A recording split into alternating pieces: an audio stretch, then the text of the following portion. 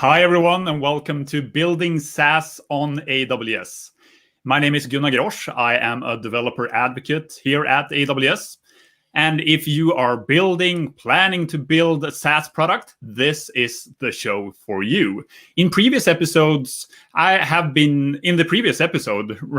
was joined by Sudhir and Ananda for a technical look at how to deliver SaaS using AWS Private Link. And before that, we've looked at reference architectures for multi-tenant SaaS using Amazon EKS and using serverless. And all of those episodes are, of course, available to you on demand. And that's really what we do here. We deep dive into SaaS-specific topics so that you, our viewers, can learn more about building SaaS on AWS. And we want this to be interactive, so keep your questions and comments coming in the chat. We're here to answer it. We also have a few people joining us in the chat, AWS experts. And this week, I always have experts on, and this week I'm joined by Michael Beardsly. Welcome to the show, Michael. Hey, thanks for having me, Gunnar. Happy to be here. I know it is super early for you, so thanks for joining us at this hour. Yeah, it's a little early. I've got my coffee, so I'll try not to interrupt myself too much by trying to stay awake here. Yeah, we'll make sure to keep you awake with lots of great questions from the chat as well. So tell us a bit about yourself, Michael. Sure. So welcome everybody out there in the world, wherever you are. It's morning for me on the west coast of North America. I believe it's afternoon for you, Gunnar. Again, my name is Michael Beardsly. At the bottom of the screen, you'll see the weird couple of letters after my name. That's my GitHub handle. So as we look at GitHub code, if you're out there and you see that weird series of letters, that's me. I've been with AWS 3.5 years or so, working on a team that specializes helping our customers who are building, operating, or figuring out how to run a SaaS business or a subscription-based business using AWS. And it's really exciting. My background is mostly in software. So I didn't really come from the infrastructure background like a lot of people who come to cloud have. I'm more of a software head. I've been working with stuff since the 90s. So and I've been playing with Postgres since the late 90s, which is basically when it kind of became public out of the Ingress project from Berkeley. So I've got a soft spot for Postgres. I've been playing with it for a long time, and I'm excited to talk about how you can better use that relational engine for your multi-tenant workloads. Yeah, and that really is the topic of this session. So we're going to talk about how you can improve both security and cost with multi-tenant PostgreSQL. Right, and we're talking about cost because it's a big part of why companies are moving to a SaaS delivery model, right? So you've got all these companies out there, they're delivering their software, they've got multiple customers, they're being really successful, but they're often they're struggling to grow and to onboard new customers quickly or reach into new markets because it's complicated and expensive. And so SaaS promises, a SaaS delivery model for your business promises more agility, your ability as the vendor to move faster, iterate more, delight your customers. And as you sort of, simplify and standardize your delivery of your product, and whether you do that with a single set of resources for all of your customers to share, which is sort of the common definition of multi-tenancy, or how we like to think of multi-tenancy, which is just that you've got lots of tenants, whether you gave them different infrastructure or the same infrastructure, you're treating that solution as a single solution that you're managing on behalf of those customers. And as you get closer and closer to that, you're able to speed up your delivery time to your customers and iterate faster, and your costs go down as you can share more of that infrastructure and more of that maintenance, and you can automate more. You can lower your costs.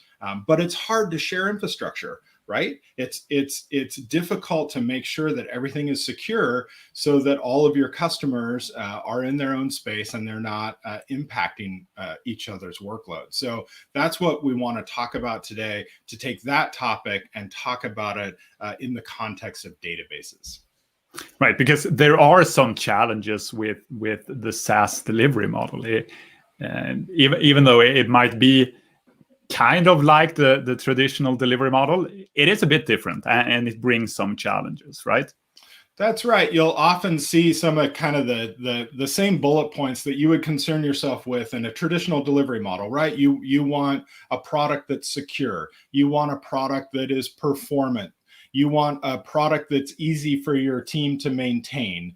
You want a product that doesn't cost you too much to operate, so that you can make more revenue.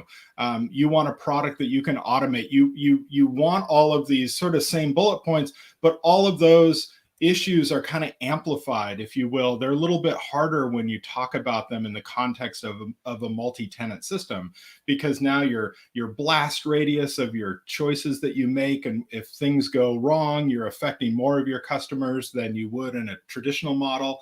And it's hard to get security right. And it's hard to figure out how to share resources and lower those costs and gain some of those efficiencies.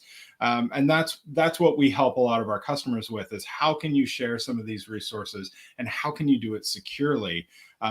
Because a lot of people, security is so important that they'll just default back to more coarse-grained, models, and then they never really get the ability to move quickly, and they never really get the cost savings. And so we're really there to try and help everybody succeed, help our customers succeed, help them improve their market, where they can go and reach out to new deliveries to different. They can either go down market or up market. As they reduce their costs, it opens up the opportunities for those businesses. And so we want to focus on those kinds of topics today. Yeah, and I think you touched on that topic there with data partitioning. I know we'll go more into depth into that in a bit, but that's really one of the key things to consider, how to partition your data in whatever multi-tenant solution you're building. Right, that's right. So everybody knows, right? Data. Not every workload has stored data, but every workload deals with data. But most of the workloads out there in the world deal with persisted data that you've got to figure out how to store and then retrieve and do it in the right context. And databases, they're really the sort of the gravity, right? They're the foundation for so many of these workloads out there. And nowadays you've got so many choices, right? I mean, it's an embarrassing level of number of purpose-built databases that you can utilize out there. And it's not just NoSQL.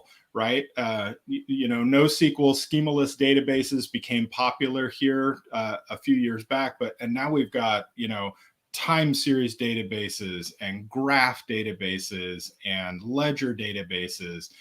We've got all these specialized offerings, but the reality is most companies are still using the good old-fashioned relational database model. Why? Why are they still using it? There's all kinds of reasons why. A lot of it is comfort. A lot of it is skill set. And for a lot of companies, it's still the right tool for the job, right? So we want to look at how can you share those relational databases when you have multiple customers coming into your solution. And I think that's a really good call out, that a lot of companies are using relational databases. A lot of the reference architectures, the samples and so on that we're building, they are built using DynamoDB, NoSQL databases. Right. And there's many reasons for that. It's easy to set up, start working with, usually no cost with just setting that up and having it without any usage. So yeah. A lot of the samples look that way. Yeah, Dynamo is awesome, but it's not a fit for everybody. And a little bit of a plug there. There is a free tier for Postgres on AWS. So if you want to get in and play with what does the relational database service look like, how does it help you? I think, it's interesting. The cloud has delivered all these purpose-built solutions for us, right? And now we can truly choose the right tool for the right job. We don't have to shove everything into a relational model if that's not the right fit. But at the same time, the pay-as-you-consume, pay-as-you-go, the elasticity, and these managed services that the public cloud providers have come up with, like the relational database service from Amazon and the Aurora service, have really sort of, if you will, breathed life into the relational model. It's not going to die anytime soon. It's still a valid model for everybody to work on. And because we've got these managed services that are taking some of that management overhead away from you in terms of sort of those traditional DBA sort of duties, backup, restore, security patching, scale out, stuff like that. And so you've got these really modern architectures that are being built still on relational models. Now you can have, global tables that replicate across global regions. And you get the durability and the security. Read replicas that just light up magically with failover, and AWS has sort of figured all that out for you and done all the hard work of wiring it together. So I think customers are able to come and use relational database engines like Postgres with more confidence now when they use it through a managed service. They know that they're going to have that reliability and that performance and that uptime. That's great. All right. So hi, everyone joining us. We're 13 minutes into the show. It's just two talking heads so far. But if you've seen any of my shows before, you know that we are going to show demos. We are going to see code and I guess SQL commands as well in this episode. So don't worry, we'll get there. And just want to do a call out from the chat. Shirley Dev won $50 worth of AWS credits last night. So congrats. After this show, perhaps you might want to use those credits on testing some Postgres on AWS as well.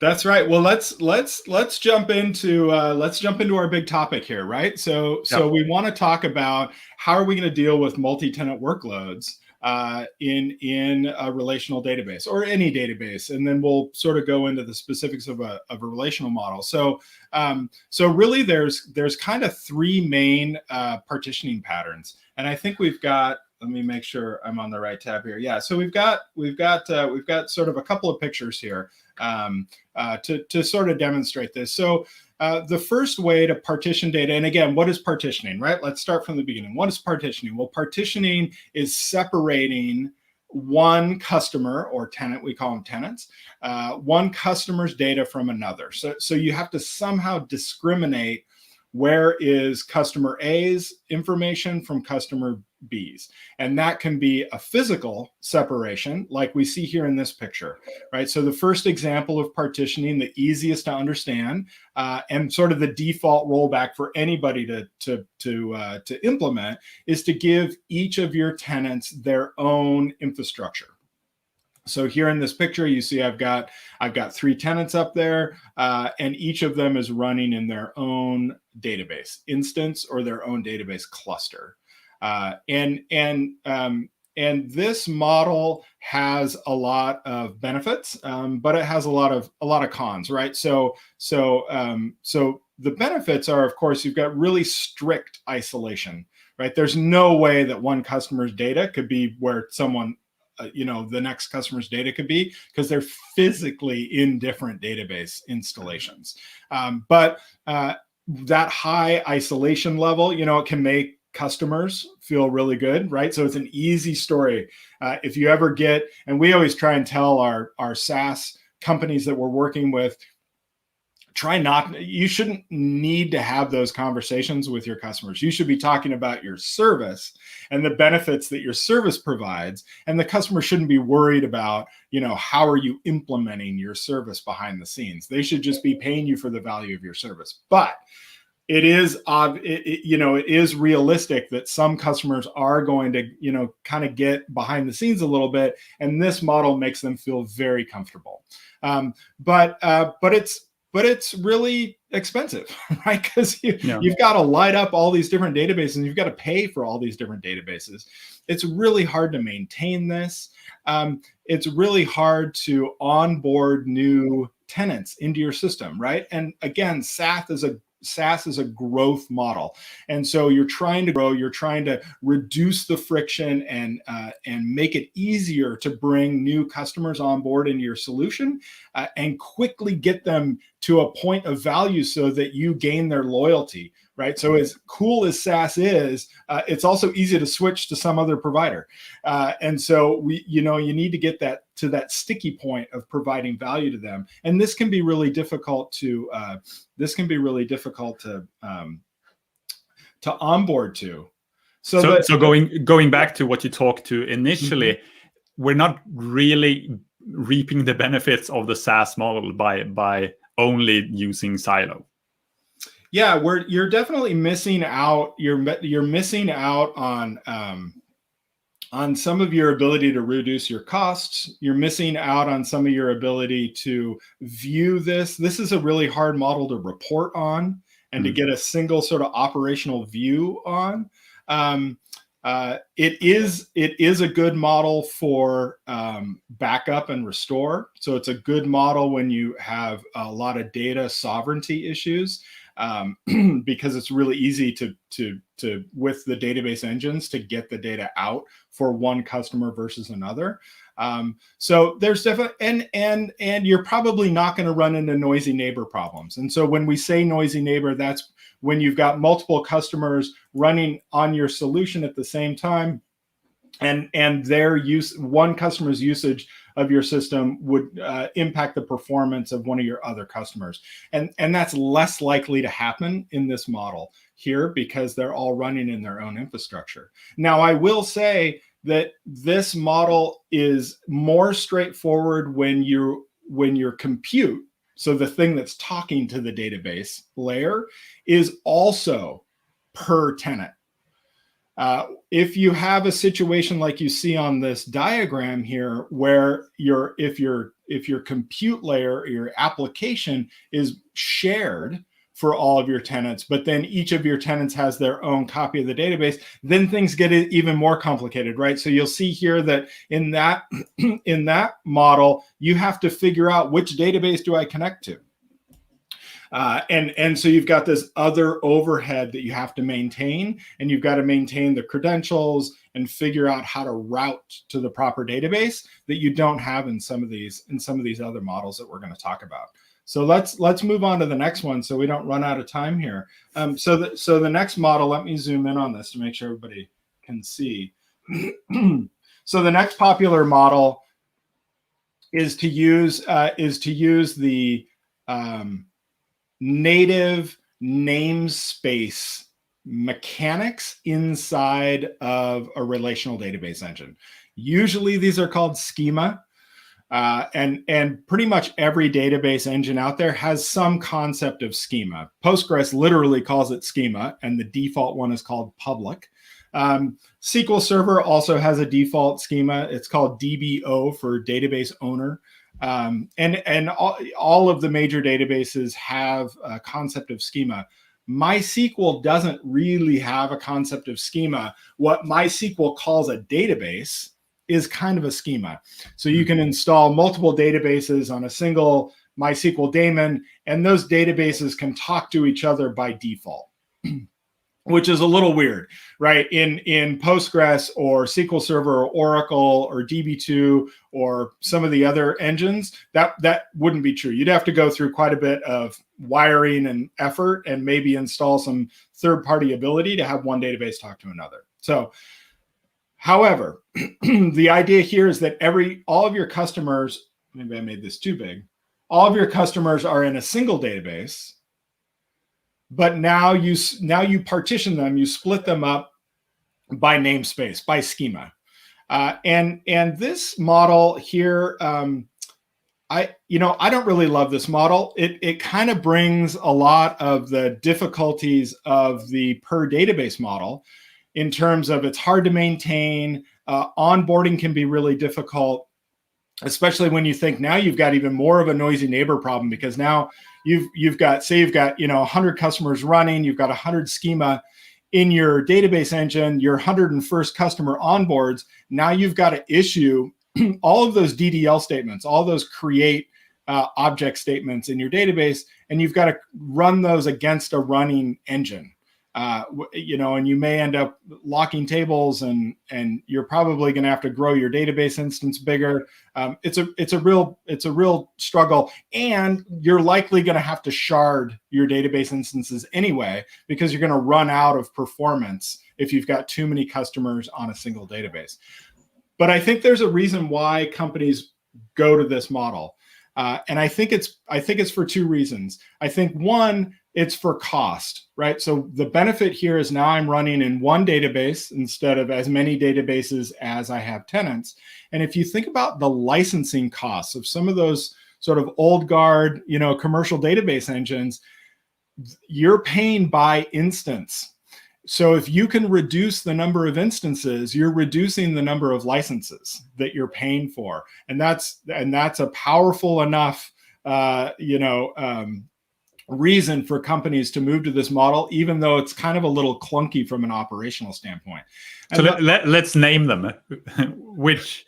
Well, I mean, what are you talking about? Sure. Think about SQL Server. Think about Oracle. Yeah. Right. And so in SQL Server, you can install many databases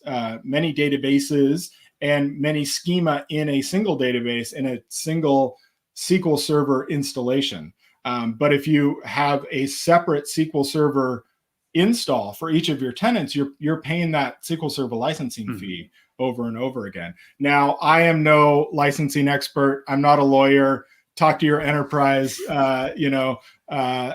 account rep from Microsoft in terms of licensing. But it's one of the reasons I think why companies default to this. And there's a second reason. So one is cost, licensing issues. The second reason is and we're going to talk about this a lot today if we get a chance to really dive into the code.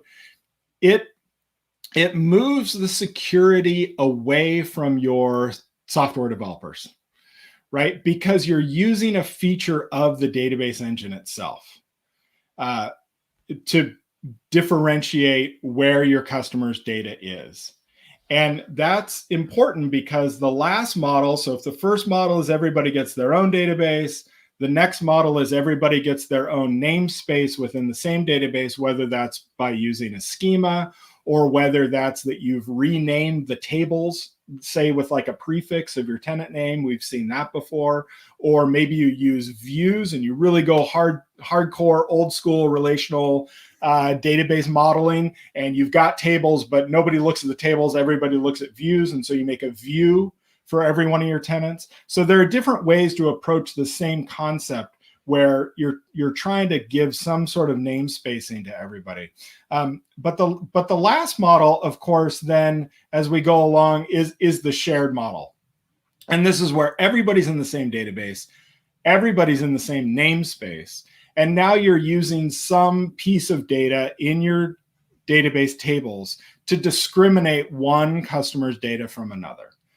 And the challenge with this is that now you've kind of put security in the hands of your developers, if you will, because the only way to enforce whether you're going to see someone else's data or not is through the SQL queries that you run against this database. Essentially your where clause, right? You got to make sure that whatever's in that where clause is filtering down the record set so that you're only seeing the rows that you should see. And I don't know about you, but I mean, like I've never written a bug in any software that I've written in the last, 25 years. So, so companies are worried about that. So, but there's a ton of pros to this. I mean, my goodness, right? You get, the maximum agility for your SaaS workload. You get the minimum cost. It's super easy to onboard new customers here because you don't have to do anything, right? The database is already up, it's running, the table structures are defined. You don't have to create any new resources, and your costs are super low, right? But the challenge here is the security concern, right? How do you secure this model, and how do you take that overhead away from your software engineers so that they're not spending all their time worrying about this, and therefore the potential to have a mistake. So pooled looks pretty good, and we need to think about, like, how can we tackle some of these problems with it. I think that last part is very important as well. It's one that they, of course, developers, they don't want to make mistakes. They don't want to cause security issues in whatever thing they write. But just removing that from them, it should be a goal so that they don't have to think about it. Right. There was something recently that I read, some little article or something about the Super Mario effect or something like that. Somebody did some study where they had a bunch of software engineers, and some of them got penalized for making mistakes or bugs, and some of them didn't get penalized. They were asked to solve the same problem. Mm-hmm. And they were put into these two sort of psychological scenarios.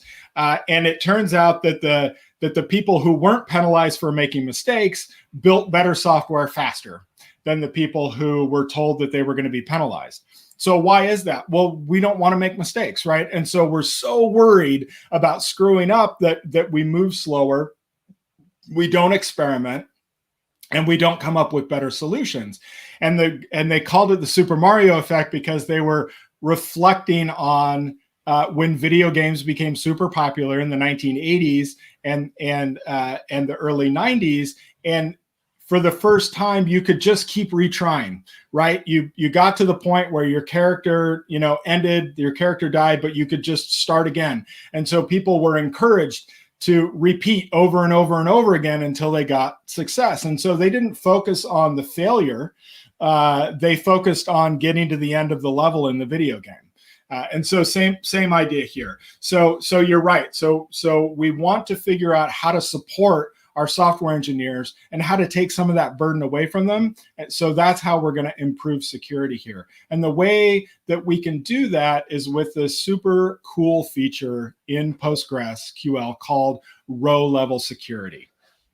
So let me pull up here. I've got a slide on what is row level security. So row level security, it came out, I think, in version 9.5, somewhere around in there. So it's been around for a long time.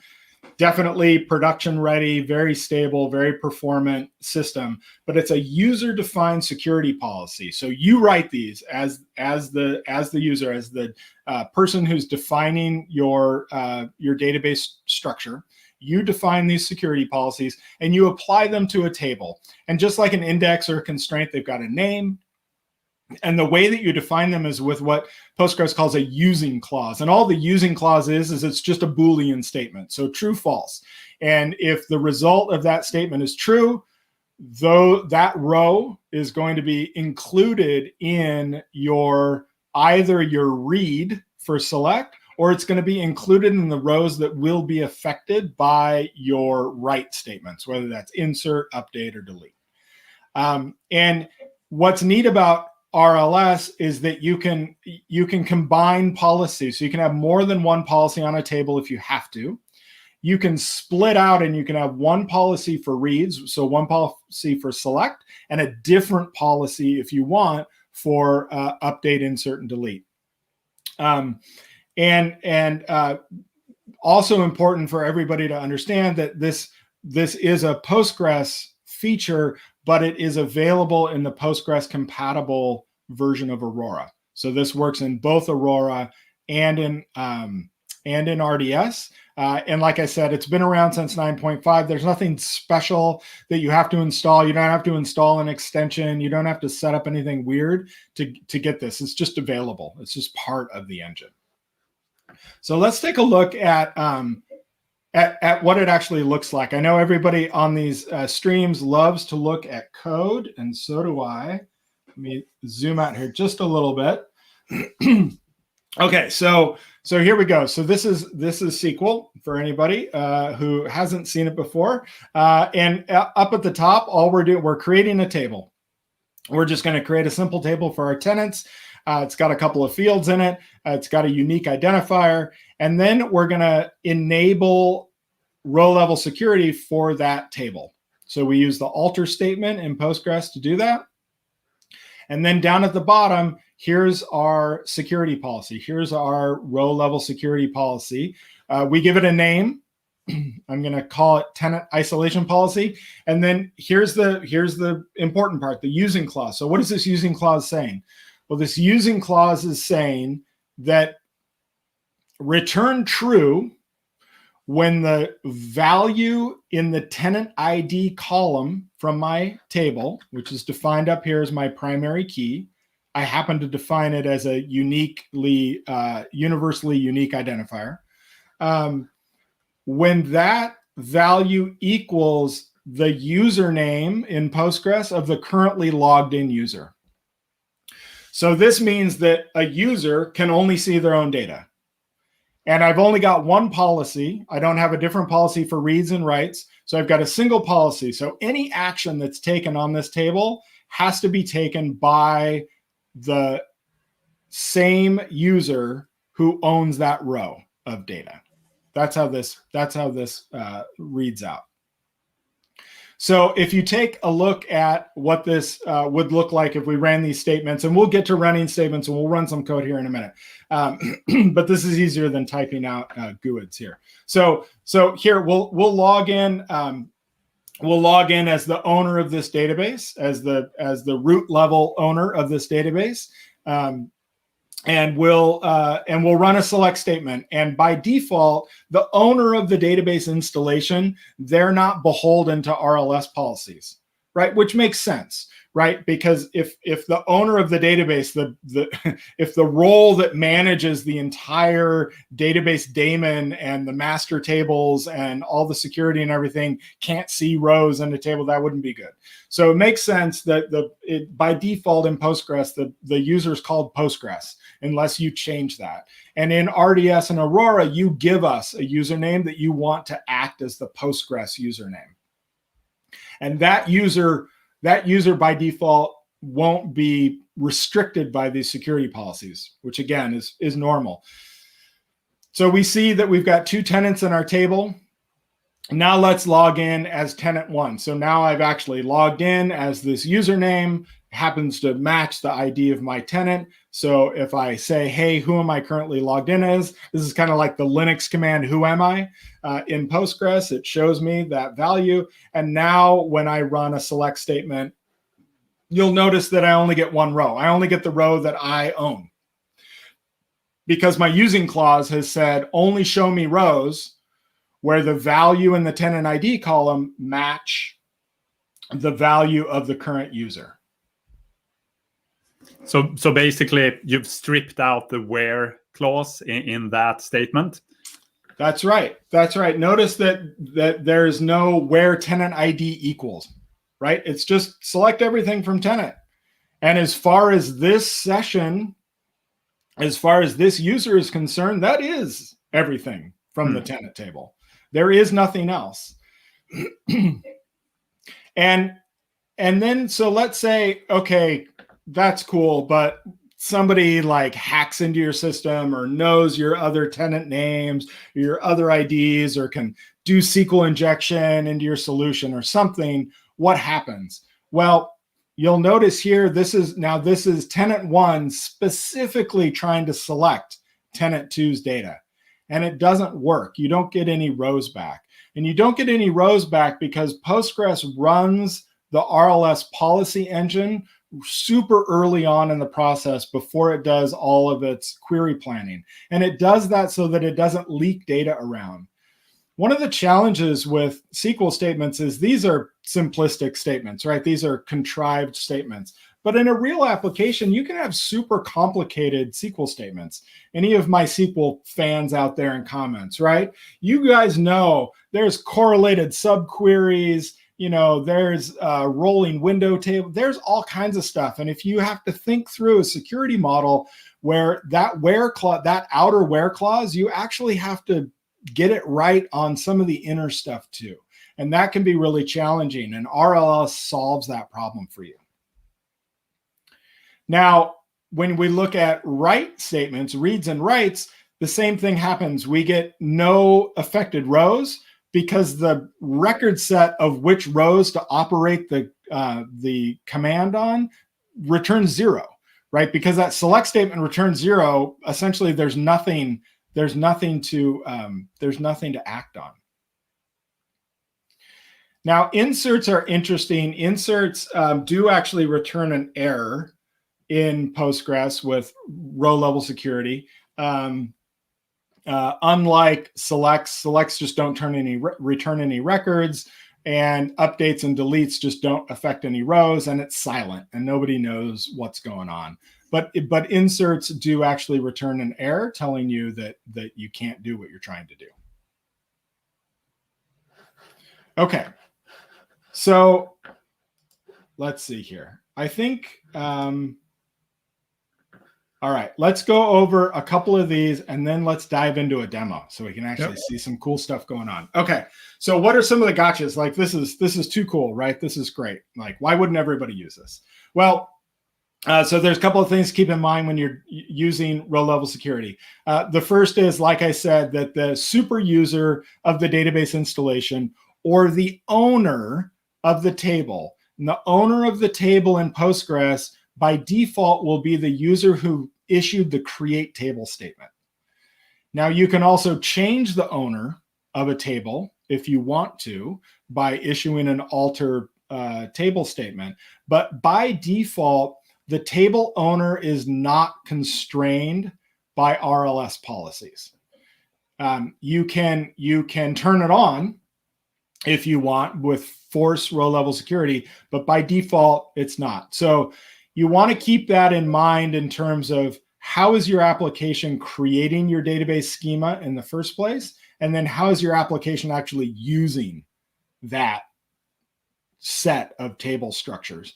Because if you use the same user for both and you don't use force row level security, you're not going to have any RLS policies involved. So, and just general best practices, you should not be logging in as the super user as your application code. Your application code should be running as a least privileged database user, not as the super user of your database. So you should always have different credentials.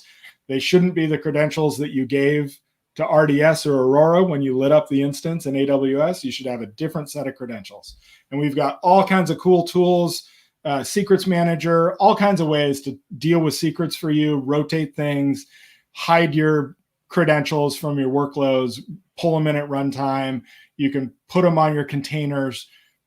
We could have a whole show on secrets. Maybe we should, but don't use the super user as your application user for your database.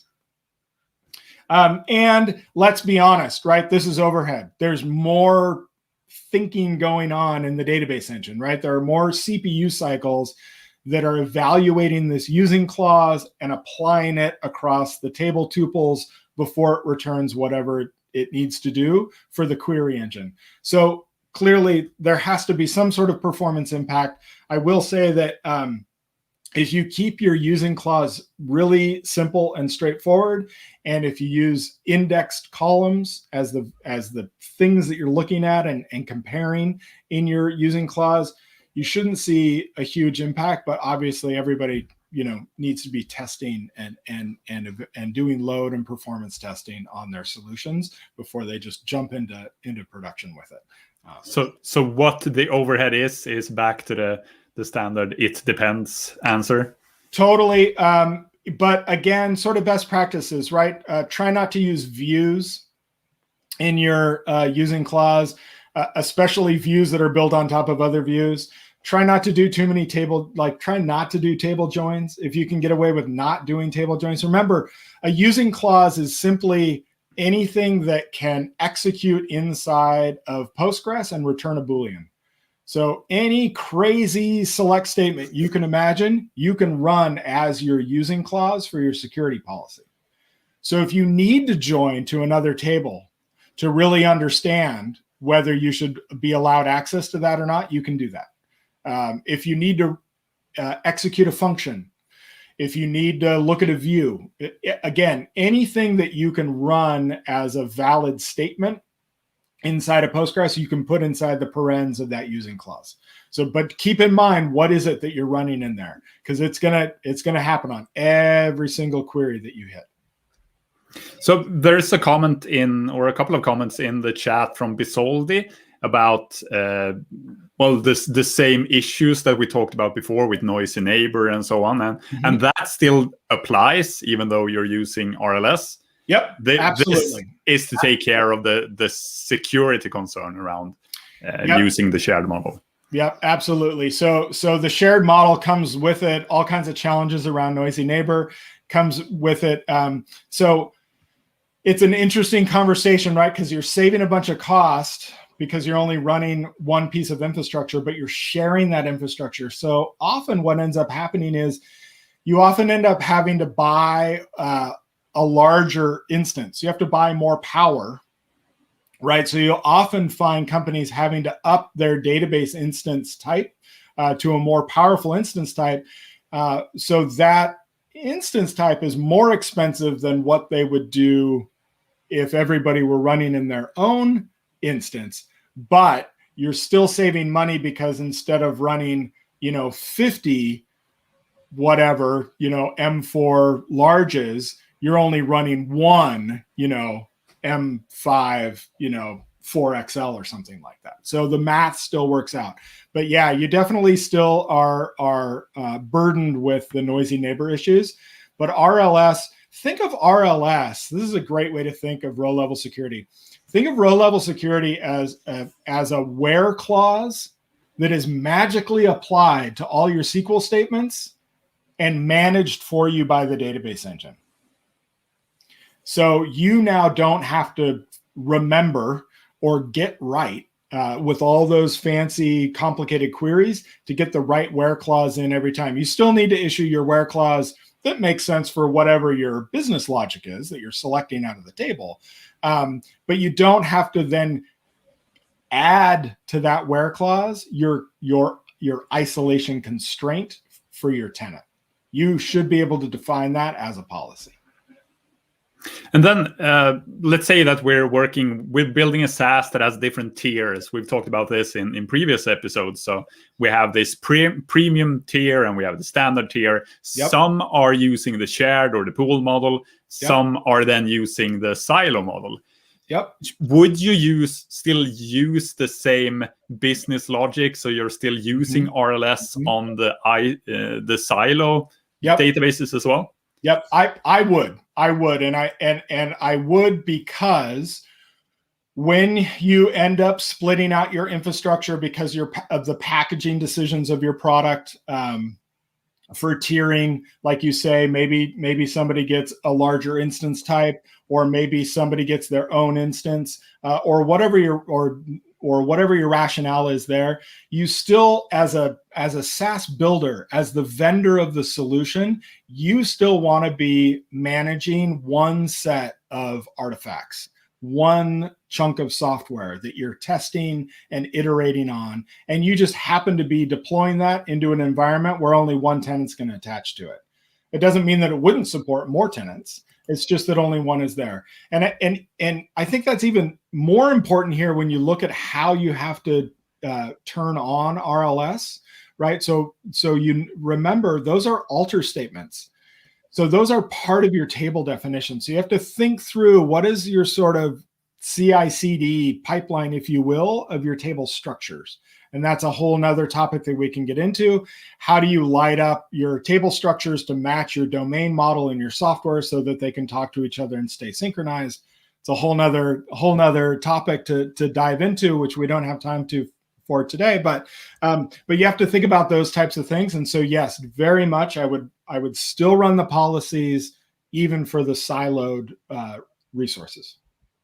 Makes sense. And I suppose customers, SaaS, the users, the tenants, they might change between different tiers as well. And handling that is probably easier if you're using the same business logic. Absolutely. Okay, well, we are, man, the hour is just flying by as it always does, right? So let's try and jump into a little bit here. So I'm not sure we're going to have enough time to do everything that I want to show today. So I'm going to skip around a little bit. We have an example out on GitHub of how you would actually implement some of this code. And I wanted to walk you guys through some of that today, show you an example, and actually look at some software here. So I have been madly working at updating this repository over the last few days, because when I originally wrote it, it didn't really have a user interface or a good way to demo anything. And good news, bad news, right? Good news is it was really hard to write a demo to try and break this security policy. And I actually couldn't quite figure it out. So there's some complexity to this demo code that wouldn't exist in real life, because I'm trying so hard to figure out a way to show RLS working. Bad news is it took me so long, I haven't yet merged this fork back into the main line. So I will do that today. But so right now I'm in my fork of this here, and I lit up a CloudFormation stack for it. And when you light up this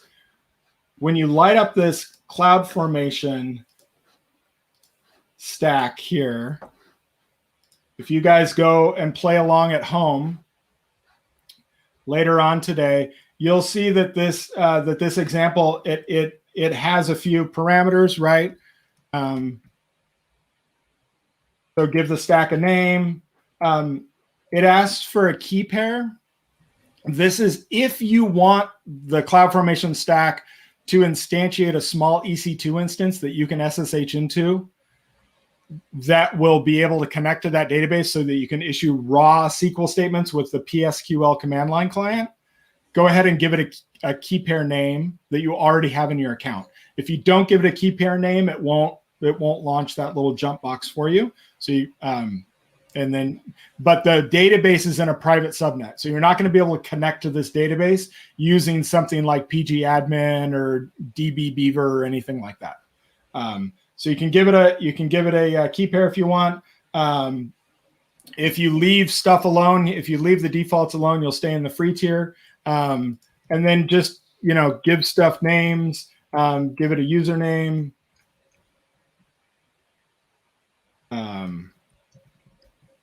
And a password, and then hit go. And notice that I set up 2 different usernames and passwords there, right? Back to our earlier conversation, you should not be connecting your software as the master user if you can help it, right? That's something to refactor out of your system, is get users that only have the permissions that they need. So this stack is obviously going to take too long to run for the time that we have today. So last night I already installed one, and this is complete. And when this stack is done, you can go to outputs, and you'll notice here that I've got a load balancer endpoint. And if I open this load balancer endpoint, it should launch my little demo app.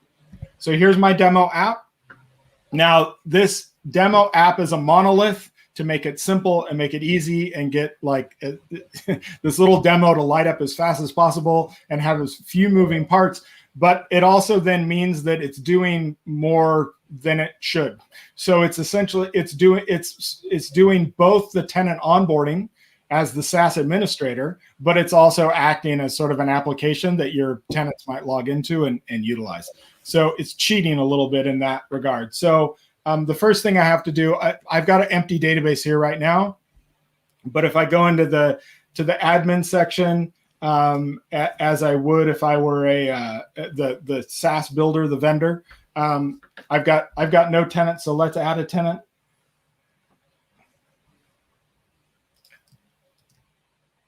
Tenant 1.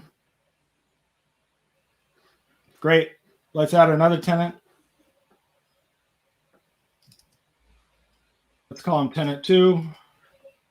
Now I've got a couple of tenants. So now I can do something. So now I can go in and I can supposedly manage the users of these tenants. So if I go in here, now this is where again, this is a demo that's a little contrived. So now I'm going to say, okay, log in, like which tenant are you accessing my system as? Let's say that I'm going to access it as tenant 1. So here's my little authentication mechanism. So now I'm logged in as tenant 1. Now, this is where I'm giving you the ability to basically break the system. But let's not break the system right now. Let's say, yep, I'm logged in as tenant 1, and I want to operate on users for tenant 1. So cool. So I choose tenant 1, and I click the go button, and I have no users. So let's add a user for tenant 1 as tenant 1. So this should all work. Let's call it user 1 for tenant 1. Okay. Cool. So now, again, if I load all the users, I'm logged in as tenant 1. If I hit the go button to load the users, I'll see it. Let's add another user. I'm user 2.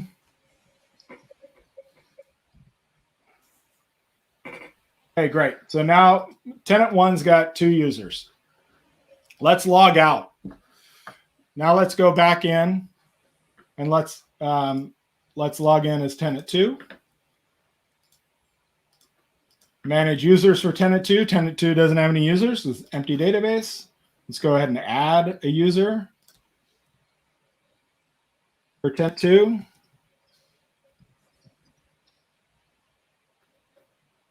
Oops. Tenant 2. Okay. Cool. So now I'm logged in as tenant 2. Tenant 2 has users. Tenant 1 also has users. All right. Let's start seeing something interesting. So let's now say I'm logged in as tenant 2, but I want to try and manage. I want to try and impact the users for tenant 1. Let's try to load the list of users for tenant 1. Well, that doesn't work, right? It doesn't work because of those SQL statements that we just showed you, which is to say you can't access somebody's records that you don't own. Okay, cool. But let's see. So we can't access data for this tenant ID, but let's go ahead and try to break the system anyway. So let's create a new user, and we will explicitly give it the tenant ID of tenant 1, but we're logged in as tenant 2.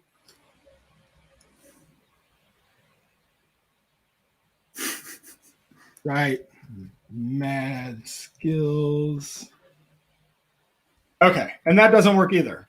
So why doesn't that work? Well, that doesn't work because of the same reasons. I can't write. I can't issue an insert or an update statement when I'm logged in as the wrong thing. Cool. So let's look at one more thing here before we completely run out of time. Let's log back in as tenant 1. Let's grab user 2's ID from tenant 1, and I'm just gonna copy that over here on my desktop into some other place. Okay, cool. So let's get out of here.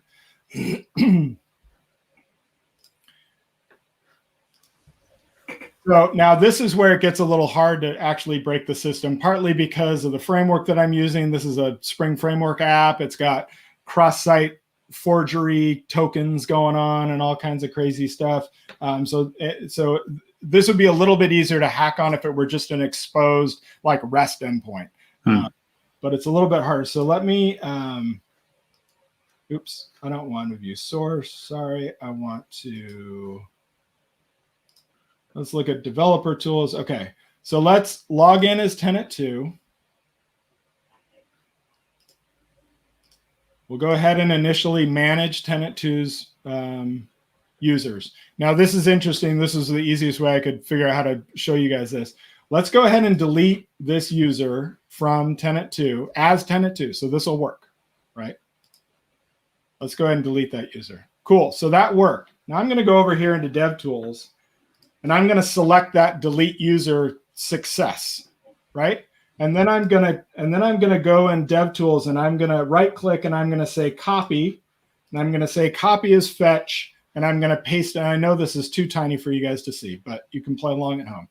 And what this is this is the post. This is the post that happens. And way down here in the post are the key value pairs of the parameters from that form that got sent to the backend engine. Let me jump over here real quick. Let's get some logs open so we can see this, because we're not going to see it in the UI, because now we're just being sneaky.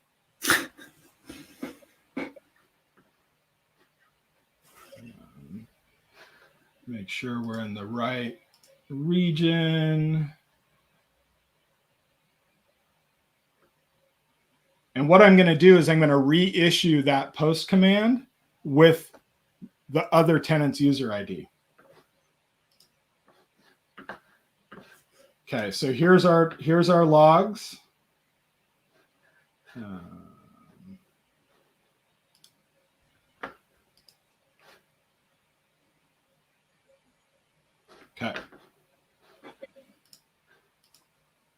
Okay, I'm going to take the user ID for user 2 from tenant 1 that we copied. I'm going to paste it into this little fetch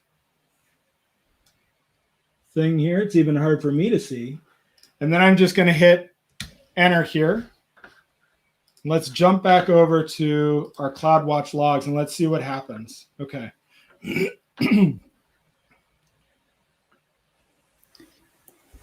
So in here, what you'll see is, so here's our successful delete as tenant 2 deleting tenant 2's user. And now I just got more logs to show up.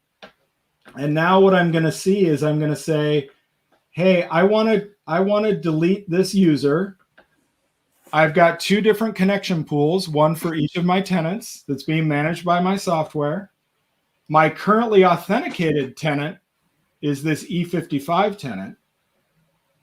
I'm going to try and delete the user, and I'm going to get 0 rows affected. I'm going to get 0 rows affected because my RLS security policies protected me from deleting that record, even though I was explicitly breaking the software and trying to jump in. And the neat thing is, again, these SQL statements